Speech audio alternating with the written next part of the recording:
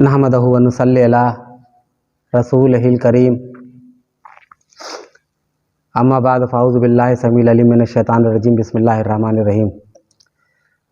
तमाम हज़रात को अस्सलामु अलैकुम। अभी भाई हाल फ़िलहाल मुझसे एक सवाल किया गया है और ये ख्वाहिश ज़ाहिर की गई कि इस पर कुछ डिटेल तफसील समझा दें हमारे को, ताकि ये जो हमारे साथ मामलात चल रहे हैं इस पे हम किसी नतीजे पर पहुंच सके। मसला है कि हमारे जो चिश्तिया सिलसिले के अंदर महफिल समा शुरू होती है, चिश्तिया वारसिया हो, साबरिया हो, कलंदरिया हो, ठीक है ना, या बंदगी हो, या और दीगर सलासिल जो खानवादे हैं, उसमें महफिल समा शुरू होती है कॉल से, मन कुन तो मौला फ़ाज़ा अलीउन मौला। तो इस पे लोगों को एतराज़ हो गया कि जी हमसे शुरू होनी चाहिए, अल्लाह का नाम बढ़ाए, तो अल्लाह के नाम से क्यों नहीं शुरू होती, या फिर रसूलुल्लाह सल्लल्लाहु अलैहि वसल्लम के नाम से क्यों शुरू नहीं होती, आप लोग डायरेक्ट मौला अली के नाम से क्यों शुरू करते हैं। हालांकि वो लोग सिलसिले से भी हैं कुछ लोग, मगर बस ज़ाहिर व असरात तो होते हैं ना इधर उधर से। तो मुझसे तकाज़ा किया गया कि इस बात पर डिटेल हमें तफसील से समझाएं और वीडियो भी बना दें, ताकि हम उस पर बार बार सुन के उसको याद कर लें और आगे भी शेयर करना चाहें तो कर लें। तो भाई सबसे बड़ी बात ये कि सिलसिला बंदगी से जो ताल्लुक़ रखते हैं पाकिस्तान के अंदर, तो उनके लिए तो इतनी ही काफ़ी है बात कि जो यहाँ के मरकज़ी बानी हैं हज़रत बंदगी शाह सिराजुद्दीन उस्मानी रज़ी अल्लाह अन्हो, तो वो महफिल समा कॉल से शुरू करते थे। तो अगर कोई एतराज़ करेगा तो ये डायरेक्ट एतराज़ दादा सिराज पे जाएगा। तो बंदगियों के लिए तो इतना ही काफ़ी है कि भाई दादा सिराज करते थे, उनको करना चाहिए। अदरवाइज़ दीगर जो सलासिल हैं, जो खानवादे हैं जिनका ताल्लुक़ नहीं है, तो उनकी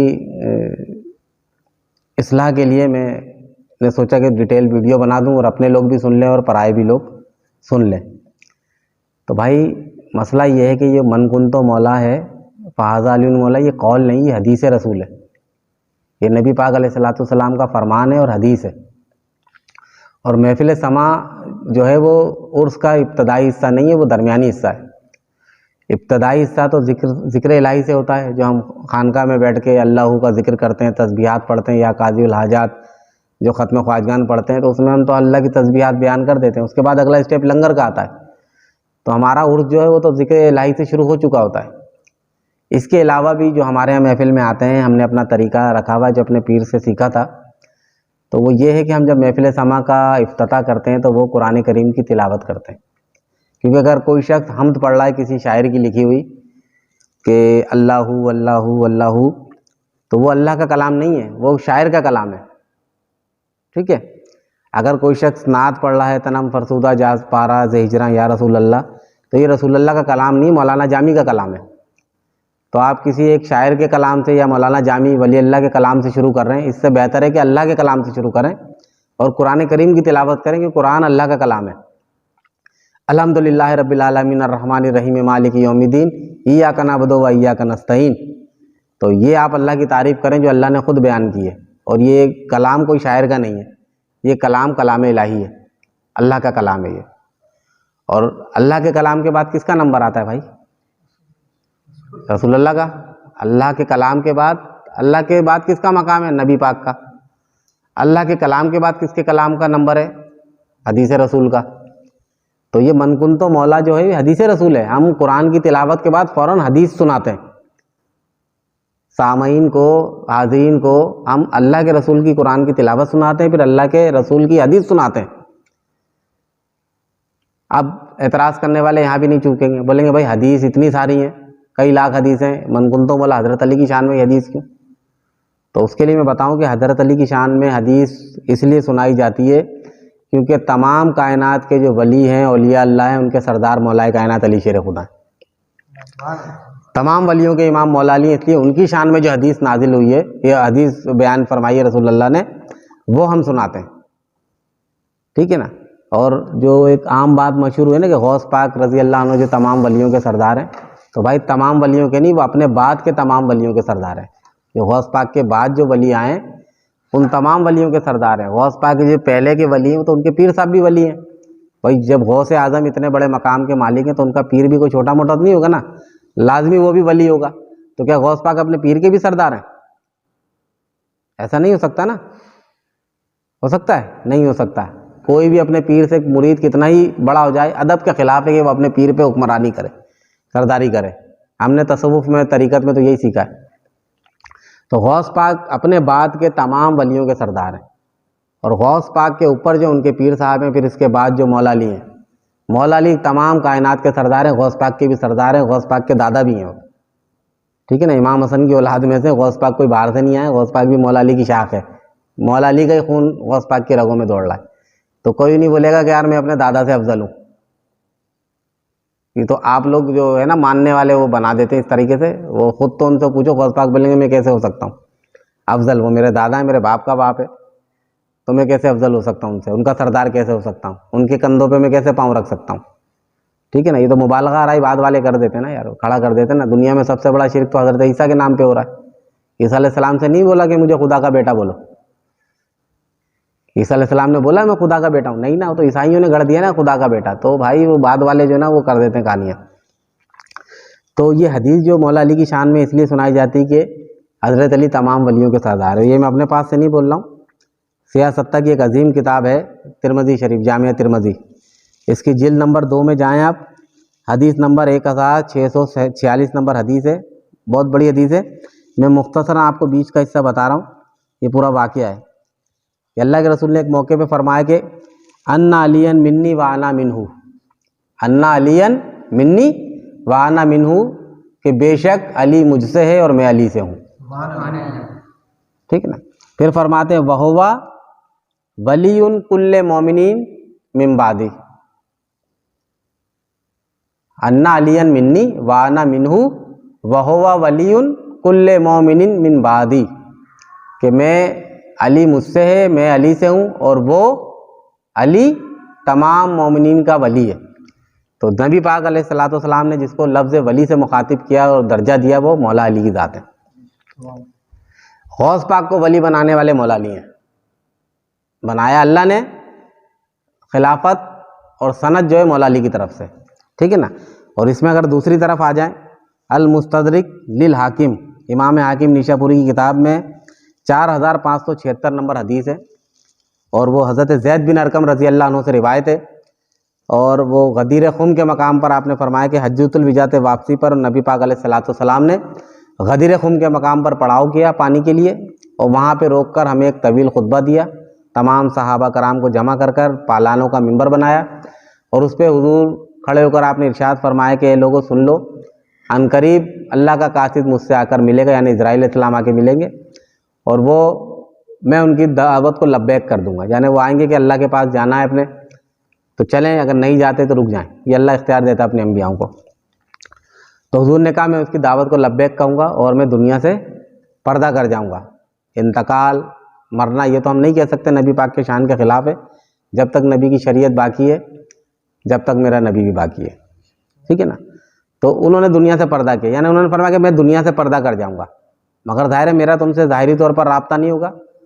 میں تمہارے لیے انی تارکم فیکم الثقلین، میں تمہارے درمیان 2 گراں قدر چیزیں چھوڑ کے جا رہا ہوں، 2 گراں قدر چیزیں. اور پھر فرمایا وہ ہے ایک اللہ کی کتاب، کتاب اللہ، و اطرت اہل بیتی، اور میری اولاد میں سے جو اہل بیت میں سے جو میری اولاد ہیں وہ تمہارے لیے چھوڑ کے جا رہا ہوں. اور پھر فرمایا انی تمسک فی لن تضلوا بعدی، اگر تم ان سے رابطہ کرو گے، تمسک کرو گے تو میرے بعد گمراہ نہیں ہوگے. پھر اس کے بعد فرمایا، زید بن ارقم فرماتے کہ مولا علی کا ہاتھ پکڑا، ممبر پہ چڑھایا، اور آپ نے فرمایا کہ پھر فرمایا آپ نے سن لو، من کن تو مولا ہو فہذا علی مولا.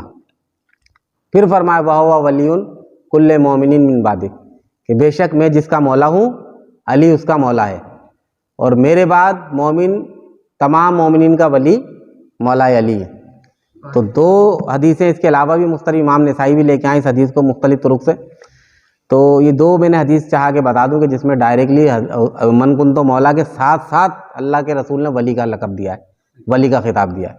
تو تمام سلسلے جو ہیں مولا علی سے چلتے ہیں، تمام سلسلوں کو جو ولیوں کو ولایت ملی ہے وہ مولا علی کے آستانے سے ملتی ہے. اور مجدد الفسانی رحمۃ اللہ علیہ فرماتے ہیں اپنی مکتوبات میں کہ حالانکہ وہ نقشبندی سلسلے کے بزرگ ہیں، کہتے ہیں کہ بھائی اس امت محمدی میں جتنے بھی لوگوں کو ولایت ملتی ہے وہ مولا علی کے دربار سے ملتی ہے. اور پھر فرمایا خالی اس امت کے لیے نہیں، پچھلی جتنے بھی انبیاؤں کی امت گزری ہیں ان میں جو ولی گزرے ہیں ان سب کو بھی ولایت جو ملتی تھی مولا علی کی روح سے ملتی تھی. روحانی طور پر مولا علی ان کو ولایت دیتے تھے, سند دیتے تھے. ان کو دینے والے اللہ کی ذات ہے, سند مولا علی سے دلوائی جاتی تھی. یہ مکتوبات میں لکھا ہے مجدد الفسانی رحمۃ اللہ علیہ نے. تو تمام خالی مسلمان امت محمدی کے ولی نہیں, تمام نبیوں کے امت کے ولیوں کے امام ہے. اور یہ حدیث اس کی تائید کر رہی ہے, کیونکہ تمام نبیوں کی امت کے لوگ مومن تھے. کون تھے؟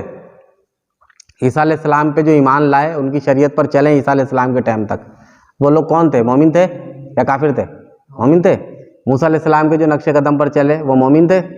حضرت یعقوب علیہ السلام کی جو امت کے لوگ ان کے نقش قدم پر چلے مومن تھے.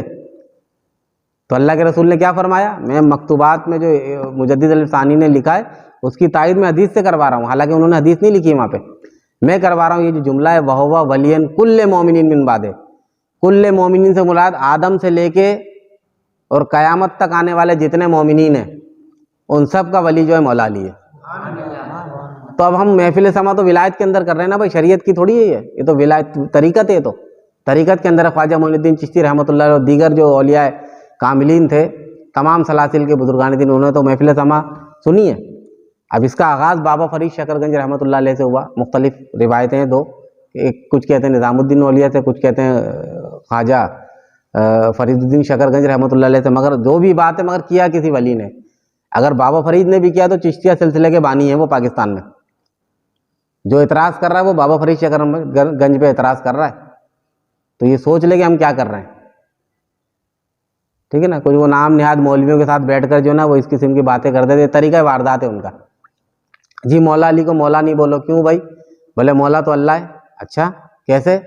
آیت پڑھیں گے حسبنا اللہ نعم الوکیل نعم المولا و نعم النصیر.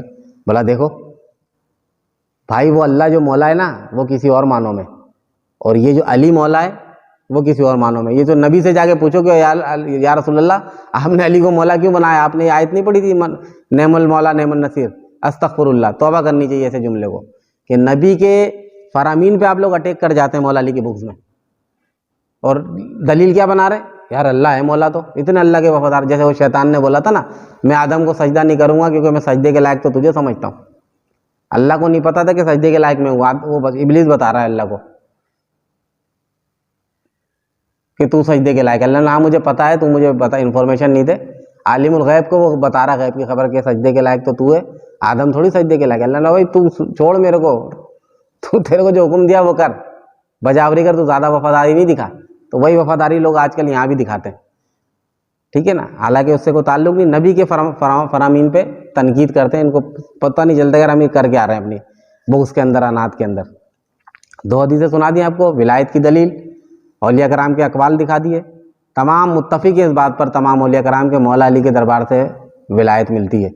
تو ہم جو یہ کام کر رہے ہیں, ہمارا منشوری توحید رسالت ولایت, توحید رسالت ختم. اب رسالت کوئی رسول نہیں آنا, کوئی نبی نہیں آنا, کوئی شریعت نہیں آنی.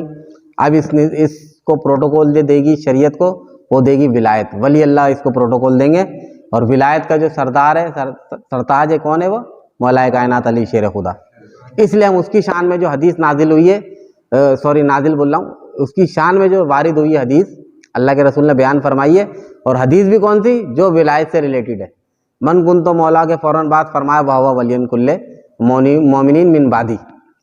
ولایت کا بھی درجہ دیا آپ نے, اور ولایت میں آپ نے فرمایا کہ مولا یہ سردار ہے. یہ مولا کے معنی سردار بھی ہوتے ہیں نا, مولا کے معنی وارث بھی ہوتے ہیں, جانشین بھی ہوتے ہیں, ٹھیک ہے نا. اور بھی معنی ہے غلام ہے, مگر یہاں تو نہیں نا. نبی پاک نے فرمایا بھائی, بہت سے لوگ بھائی مولا کے معنی غلام ہے, مولا کے معنی ماموزاد بھائی ہے, چچا زاد بھائی, پتہ نہیں کیا.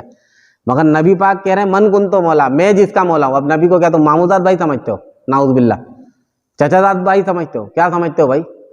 نہیں جی, نبی تو سردار ہیں بس. تو نبی نے بولا ہے کہ جس کا میں سردار ہوں اس کا علی سردار ہے. نبی نے اسی لیے اپنے آپ کو شامل کیا کہ بعد والے جو ہے نا کچھ منافقین ہوں گے, وہ ادھم مچائیں گے اس بات پہ, ٹھیک ہے نا, کہ مولا کے معنی تو یہ بھی ہوتا ہے, مولا کے معنی تو وہ بھی ہوتا ہے. مولا, حالانکہ ان کی نیت پہ شک نہیں, مگر پتہ نہیں کیوں کر دیا. میں کسی کی نیت پہ شک نہیں کرتا, مگر میں کہتا ہوں یہاں پہ جب نبی پاک اس کی تشریح آپ صحیح کرو, یہاں پہ جو آپ معنی 50 ہوں گے اس کے ہوں گے, صحیح ہے, ہم اس بات سے انکار نہیں کرتے, معنی ہیں. یہاں پہ جب نبی پاک علیہ السلام فرما رہے ہیں من کن تو مولا, جس کا میں مولا ہوں, اب نبی کے لیے کیا ترجمہ کریں گے؟ آپ دوست کا ترجمہ کریں گے. نبی آپ کے دوست ہیں,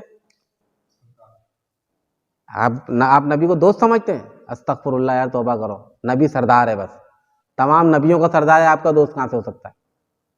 یہاں پہ دوست کا ترجمہ کرنا صحیح نہیں ہے، کیونکہ نبی نے فرمایا من کنتو مولا، جس کا میں مولا ہوں، فہذا علی مولا، فعلی مولا، اس کا علی مولا ہے۔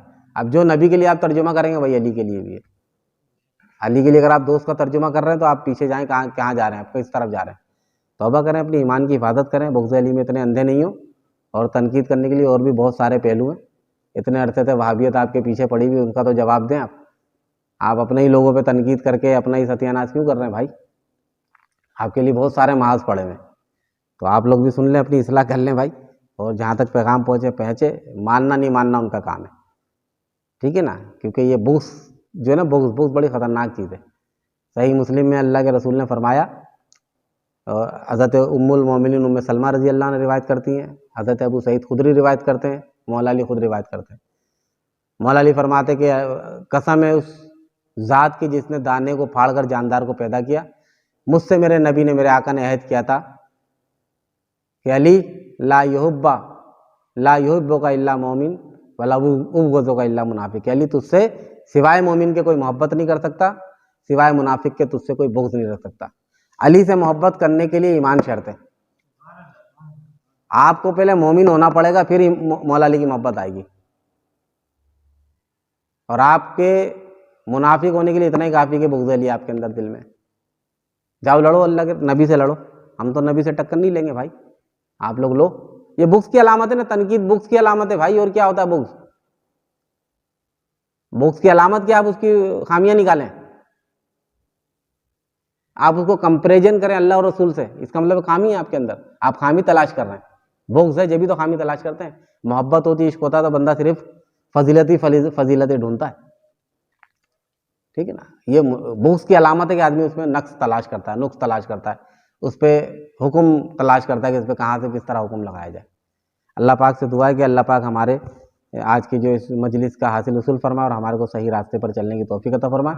ہمارے بزرگان دین نے یہ راستہ دکھایا بھائی ہمارے کو، ٹھیک ہے نا؟ ہم ان کے نقش قدم پر چل رہے ہیں، اور جو صحیح سلسلے والے لوگ ہیں، جو کسی دنیاوی اغراض کی وجہ سے خلافت حاصل نہیں کی، انہوں نے تعلیم، تربیت، عشق اور ادب کی وجہ سے جنہوں نے خلافت حاصل کی ہے، تو ان کے پیر کی طرف سے تعلیمات بھی ہے، اور جو کیا کہتے ہیں اپنی دنیاوی اثر و رسوخ کی وجہ سے خلافت حاصل کر لیتے ہیں، تو ان کا پیچھے سے تعلیمات کا تعلق نہیں ہوتا کوئی، خود ساختہ خلیفہ ہوتے ہیں، خود ساختہ وہ ولی ہوتے ہیں، خود ساختہ پیر ہوتے ہیں۔ ان کی میں بات نہیں کرتا، جو سلسلے سے جڑے ہوئے لوگ ہیں، جن کو پیر کا فیض ہے، جن کے پیچھے سے پیر کی تعلیمات ہے، جنہوں نے اپنے مرشدوں کے خدمت میں بیٹھ کر جوتیاں سیدھی کی ہیں، تعلیمات لی ہیں، وہ اپنے بزرگوں کے نقش قدم پر کبھی بھی تان نہیں کرتے، نہ پیچھے ہٹتے ہیں ان چیز سے، اس کو پکڑ کے رکھتے ہیں۔ تو ہمیں اپنے پیر کے بارے میں پتہ ہے کہ انہوں نے اپنے بزرگوں کی پوری پیروی کی ہے، ٹھیک ہے نا؟ اور اللہ کا ولی ہوتا ہی وہی جس کی تعلیمات قرآن و سنت سے ٹکراتی نہ ہو۔ قرآن اور سنت سے ٹکراتی ہوں گی تو پھر تعلیمات ہی نہیں ہو، پیر ہی نہیں ہو، تو فتنہ ہے۔ ولی پیر وہی ہے جو قرآن و سنت کے ماتحت تعلیم دے، آپ کا نکھار پیدا کرے، تزکیہ نفس کرے آپ کا۔ اور تزکیہ نفس یہی ہے کہ جو مختلف قسم کے غبار اٹھتے ہیں، علمی طور پر آپ کو دلائل کے ساتھ آپ کا تزکیہ کر دے، نفس کو پاک کر دے آپ کو۔ یہی ہے خانقاہوں کا منشور، یہی ہے خانقاہوں کا مقصد، اور کچھ بھی نہیں ہے خانقاہوں کا مقصد، ٹھیک ہے نا؟ آپ کو اللہ اور اس کے رسول کے ساتھ جوڑ دے۔ اللہ سے دعا ہے کہ ہمارے اس پیغام کو اللہ پاک سمجھنے کی توفیق عطا فرمائے۔ وما علینا الا البلاغ المبین۔